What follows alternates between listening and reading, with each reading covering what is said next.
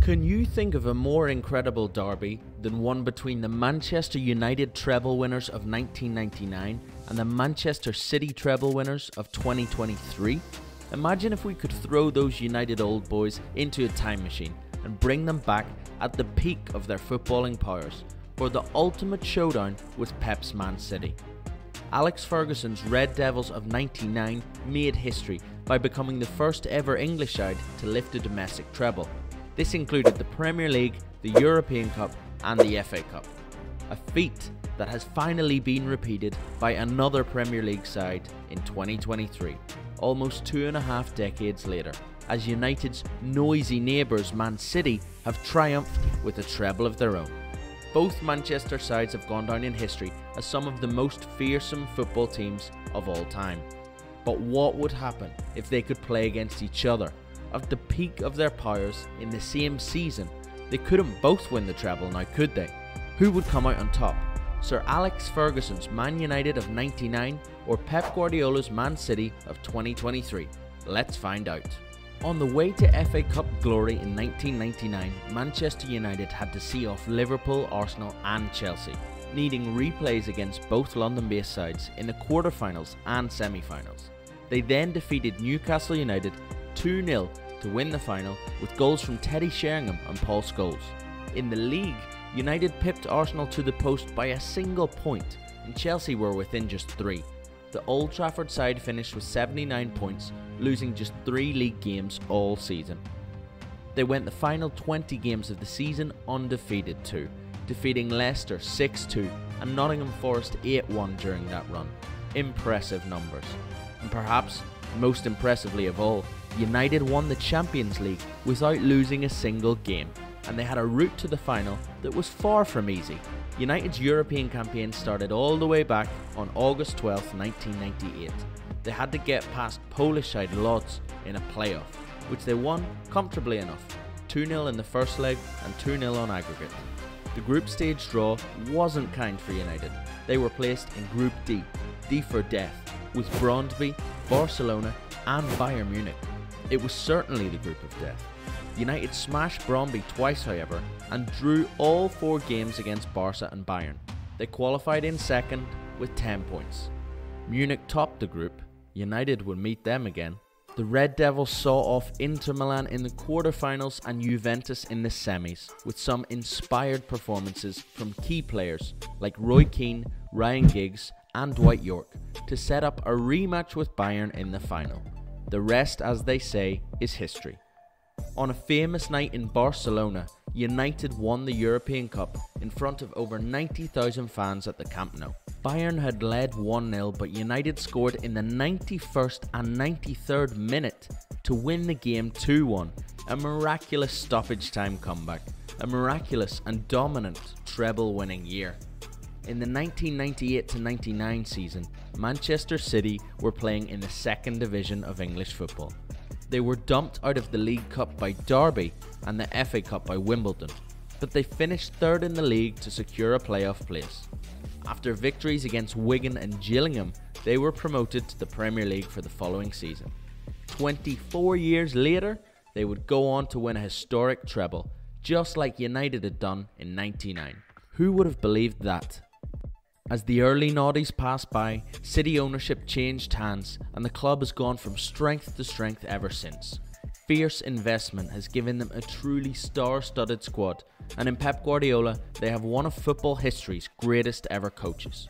In 2023, City won the FA Cup by defeating Manchester United in the final, brushing them off comfortably in fact, and on the road to the final they beat Chelsea and Arsenal too, scoring 17 goals and conceding 0 in the 5 games before their date with destiny.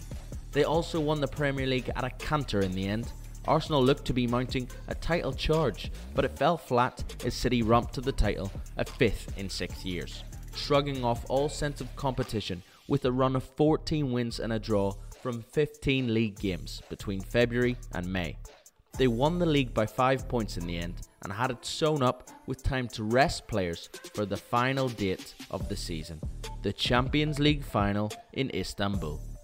The trophy that always eluded City up until then was the Champions League, but they finally got their hands on big ears with a 1-0 victory over Inter Milan this year.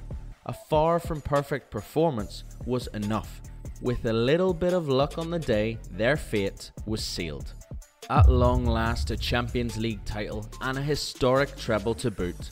Like United in '99, City too went the European campaign unbeaten, including victories against Borussia Dortmund and Bayern Munich, and an astonishing performance against Real Madrid in the semi-finals.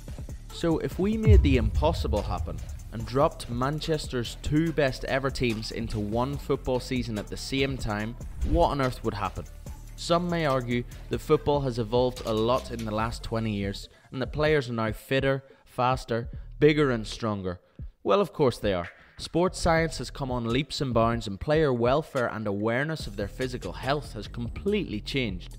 Roy Keane, for example, jokes about 2 big nights out a week as Manchester United superstar back in the 90s and early 2000s. That would never happen in today's game. Every last detail of a player's life is controlled and analysed to make sure they're on top form for match day.